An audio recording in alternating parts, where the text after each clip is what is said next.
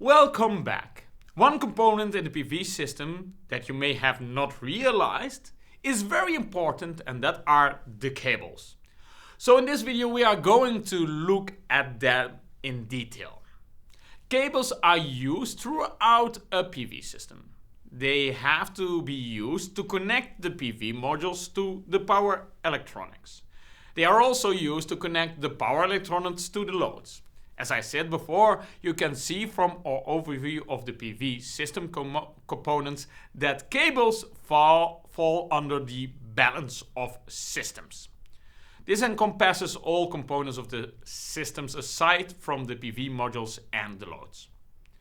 The learning objectives are to recognize the different categories of cables and the corresponding color coding of cables.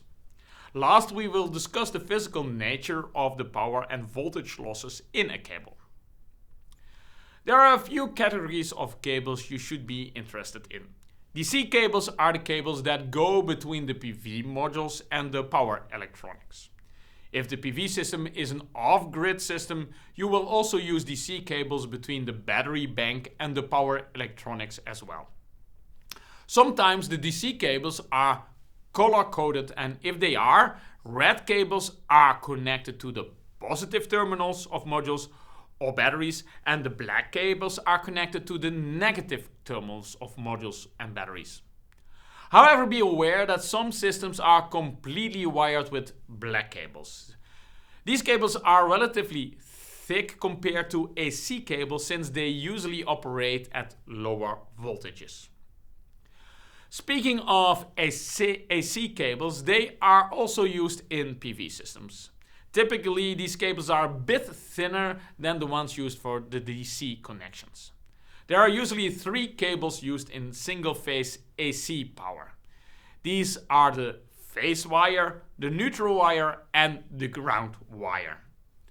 The color code for these cables depends on the country you are in. For example, in the European Union, brown cables are used for the phase, blue cables are used for the neutral wire, and green-yellow cables are used for the ground connection.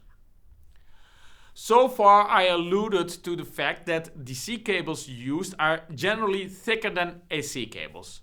But what are those thicknesses? Generally, for DC cables connecting solar panels, batteries, and power electronics, thicknesses can range from 4 to 16 square millimeters in the cross-section. Cables interconnecting batteries are generally thicker as they need to be able to handle very high currents. These cables can range from 25 to 35 square millimeters. Finally, AC cables from the inverter to the loads can generally be in the range of 1.5 to 2.5 square millimeters. Why do we need to choose these thicknesses? There are 2 main aspects to consider. The first is power loss. Though wires are great conductors of electricity, they still always dissipate some power when current flows through them. This power dissipation depends on the amount of current, the length of the cable, the thickness of the cable, and the material used to make the cable. More current, a longer cable, a thinner cable all result in greater power losses. How can we calculate this?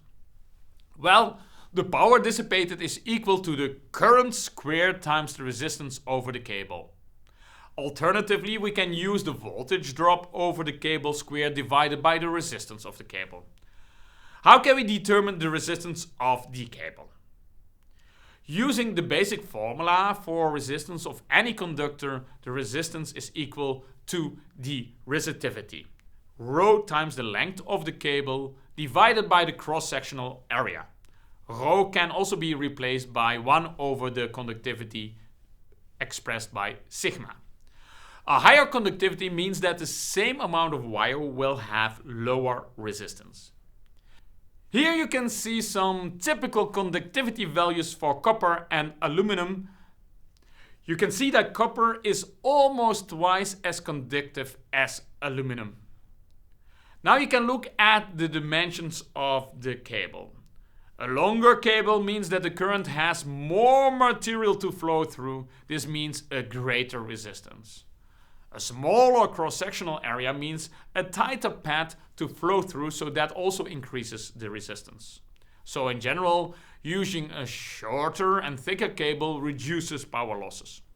So why don't we always just use extremely thick cables? The problem is material costs. Therefore, we always try to use as thin a cable as possible that still meets the power requirements of our system. So far, we have been discussing power losses. Of course, you can also look at this as an efficiency. Here, ETAC refers to the efficiency of the cables. It's defined by the DC power generated by the PV modules, PDC, minus the sum of all the power losses of the cables divided by the DC power. So far we have discussed power losses in cables, but that is not the only cost when using long cables. Voltage losses also need to be considered. Here we can simplify a PV module to a voltage source, and we can attach to it a load through two identical cables with a resistance of R cable. Of course, there will be some current flowing through the cable. The voltage at the load will be there for the PV voltage minus the voltage losses over the cables, which in this case is equal to 2 times IPV times the cable resistance. In summary, now you understand some important consideration when it comes to cables. You learned about cable types in terms of DC and AC. You also learned about color coding of cables.